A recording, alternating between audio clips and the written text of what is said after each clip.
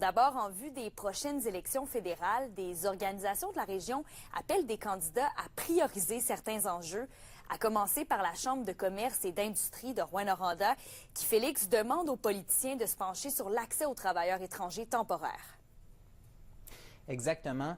Qu'Emilia, notamment sur les enjeux liés aux restrictions imposées aux employeurs sur le recours à la main-d'œuvre temporaire provenant de l'étranger. On rappelle que depuis septembre dernier, Ottawa a restreint à 10 % l'embauche de ce type de travailleurs par employeur. La sortie de la CCIRN, faite conjointement avec la Fédération des chambres de commerce du Québec, a été émise à titre préventif afin de garantir une économie forte pour le Québec, surtout en contexte de guerre commerciale avec les États-Unis. Ça doit être repensé. Nous, ce qu'on souhaiterait, ce serait un moratoire. Et puis, les travailleurs étrangers qui sont déjà ici pour la région, ben, on souhaiterait que ça puisse rester ainsi, là. On ne veut pas commencer à déplacer des familles. Et puis, ce sont déjà des travailleurs intégrés. Et puis, en plus de perdre ces gens-là, ça peut mettre des entreprises en péril, là.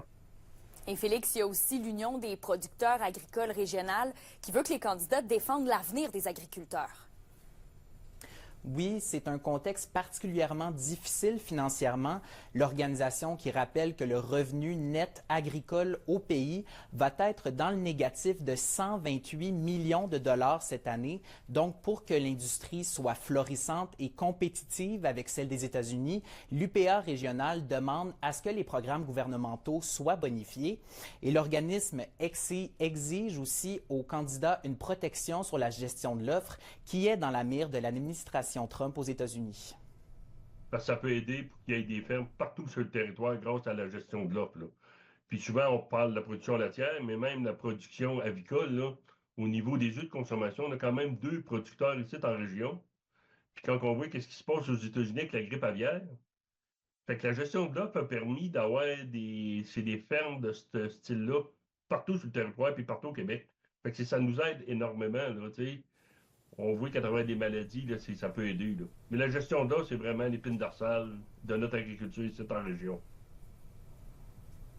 En terminant, Qu'Emilia, l'enjeu des travailleurs étrangers revient également avec les demandes de l'UPA régionale. L'organisation affirme qu'ils sont essentiels pour pallier la pénurie de main-d'œuvre dans le domaine agricole en région. Ouais, merci, Félix. Je vous en prie.